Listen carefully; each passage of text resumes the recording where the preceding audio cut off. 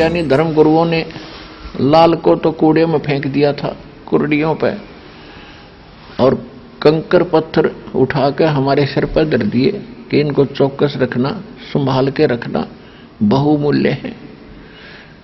कबीर साहब कहते हैं, चारों युग में मेरे संत पुकारे, और कूक कहा हम हेल रे, हीरे माणिक मोती बरसे, ये जग सुगता डेल रे।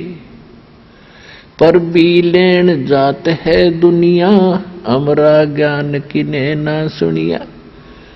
क्या बताते परमात्मा के हम सत साधना और सतनाम सच्चे मंत्रों रूपी हीरे और मोतियों की वर्षा करते फिर रहे, और ये हमारे ज्ञान को स्वीकार ना करके ये आन उपासना, तीरथ वर्ष, पत्थर पूजा, राम कृष्ण देवताओं की पूजा रूपी कंकर पत्थर डले ढो रहे हैं, इनको सिर पर उठाए फिर रहे, इनको बहुमूल्य जानकर, इसको सत साधना जानकर। कहते हैं चारों युग में मेरे संत पुकारे, जिनको भगवान मिले, आदरणीय धर्मदास साहिब जी, आदरणीय मुल्कदास साहिब जी, आदरणीय गरीब नानक साहिब जी, आदरणीय दादू साहिब जी, आदरणीय गरीबदास साहिब जी, गांव छुड़ानी, जिला जुज्जर हरियाणा वाले, आदरणीय घीसा दास साहिब जी, गांव खेकड़ा, जिला बागपत उत्तर प्रदेश वाले, आदरणीय स्वामी रामानंद जी, बनारस काशी वाले। तो इन महापुरुषों को इस कलयुग में मिले दाता, जो दास को याद है, हरिश दास को मिले। तो क्या बताते हैं कि मैं जिन संतों से मिला उनको मैंने अपने से परिचित कराया, सतलोक लेकर और वापस छोड़ा, सारा ज्ञान दिया। उन्होंने भी फिर आगे मेरी दुहाई दी, सब जगह गवाही दी, ज्ञान सुनाया, और मैंने भी जगह जगह आकर प्रगट होकर के यही ज्ञान सुनाया। पर हमारा ज्ञान किने ना सुनिया, या पर भी लेन जात है दुनिया।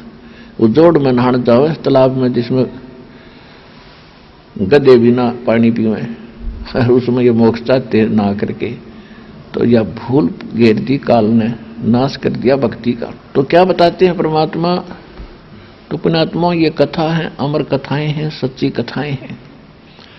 परमात्मा चारों युगों में आते हैं। सतयुग में सत सुकृत कह टेरा, त्रेता नाम मुनींदर मेरा, द्वापर में करुणा में कहाया, कलियुग नाम कबीर धराया। अब क्या बताते हैं परमात्मा कि मैं चारों युगों में आता हूं। सतयुग में सत्सुकृत नाम था मेरा, त्रेता में मुनिंदर ऋषि नाम था मेरा, द्वापर में करुणा में नाम था, और कलयुग में कबीर नाम से मैं यहां आया हूं। तो जब परमात्मा करुणा में नाम से द्वापर युग में आए थे, उसमें एक चंद्र विजय राजा था, उसकी एक इंद्रमती नाम की पत्नी थी। इंद्रमती जो थी वो बहुत धार्मिक प्रवृत्ति की माई थी, और उसको जैसे भी गुरु मिले थे अपने रामकृष्ण के पुजारी, उन्होंने विष्णु भगवान, शंकर भगवान की पूजा जैसी भी उन्होंने बता रखी थी, एकादशी का व्रत, और धर्म करना चाहिए माता, भूखों को भोजन देना चाहिए, ऐसा उन संतों ने उस रानी को दीक्षा दे रखी थी। और पिछले संस्कारी हंस होते हैं वही ऊंच पोस्ट पर होते हैं, और ऊंच पोस्ट पर भी बहुत अच्छे पुण्यकर्मी प्राणी होते हैं, जिसके पिछले जन्म की कोई भक्ति होती है। चाहे कोई मंत्री है, मुख्यमंत्री है, प्रधानमंत्री है, राष्ट्रपति है, या कोई एमएलए एमपी है, कोई सरकार, कोई आईपीएस है, आईएएस है, इंजीनियर, डॉक्टर हैं, या बड़े सेठ हैं, या जो मतलब जिनके पास पैसा नहीं है, उस पोस्ट नहीं है, और उनके अंदर जो भक्ति की चाह है, ये सभी पिछले संस्कार के पुण्यकर्मी प्राणी होते हैं। अब यहाँ थोड़ा सा एक विश्लेषण देना पड़ेगा।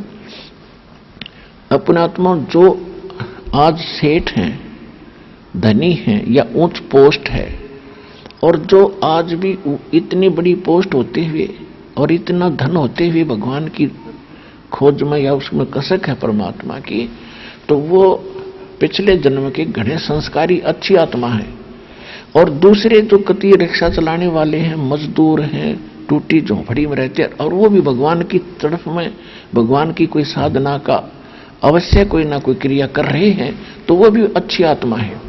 उनमें और उस सेठ में सिर्फ इतना अंतर है, उनके भक्ति के जो नंबर हैं भक्ति के, वो तो हैं एक जैसे। दोनों के गुड अकाउंट हैं जो मनुष्य जीवन पाकर जो प्राणी परमात्मा की कसक में कहीं ना कहीं भटक रहा है।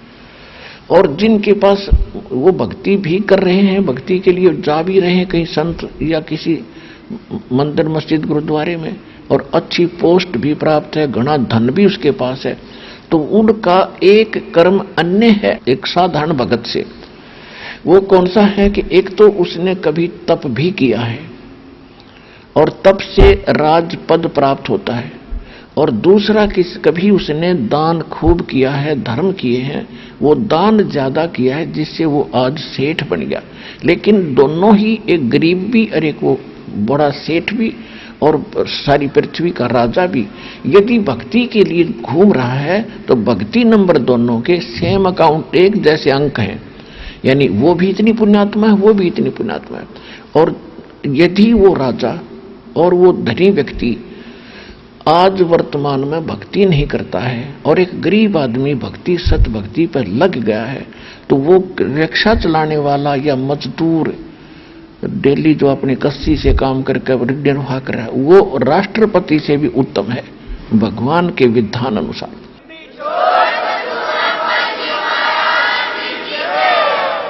उस राष्ट्रपति से जो भक्ति नहीं करता, वो केवल अपने पुराने कर्म भोग रहा है, उनको खा पी के खत्म करके वो तो कति खाली होकर जाएगा और वो मालगाड़ी भर के ले जाएगा भक्ति की। जो गरीब भक्ति कर रहा है, कबीर साहब कहते हैं टोटे में भक्ति करे, टोटा माने निर्धनता में, टोटे में भक्ति करे सोए सही सपूत, ये मायाधारी मस्करे ना जाने कितने जा लिए ऊत। ये मायाधारी जो होते हैं ड्रामा करते हैं, इनके अंदर नम्रता नहीं आती है, और गरीब हमेशा नम्र रहता है, समाज से भी पिटा हुआ होता है, वो पिछले संस्कारों का भी पिटा हुआ होता है, और फिर वो भक्ति का सहारा लेता है तो परमात्मा गरीब के साथ है। गरीब का मतलब ये नहीं होता कि निर्धन ही गरीब होता है, आधीनी। जैसे एक सेठ है और उसमें आधीनी है तो परमात्मा उसके साथ है, और जिसमें अहंकार है, चाहे गरीब है चाहे अमीर है, मालिक साथ नहीं देता। तो आधीनी के पास है पूर्ण ब्रह्म दयाल, मान बड़ाई छोड़ दियो बेअदबी सरकार। तो ये सारे फार्मूले बताए जाते हैं सत्संग में कि कौन से रॉन्ग है कौन से राइट है। अब जो प्रसंग चल रहा है कि वो बड़ी पुण्यात्मा थी और पुण्यात्मा के भक्ति बिना रह नहीं सकती, चाहे वह किसी की पत्नी हो, चाहे पूरी पृथ्वी के राजा की पत्नी हो या राजा हो या उसका बेटा या बेटी हो, तो उसके अंदर ये तड़फ बनी। तो सभी को पता है कि गुरु बिन मोक्ष नहीं होता, ये सभी मानते हैं कि गुरु बिन मुक्ति नहीं हो सकती।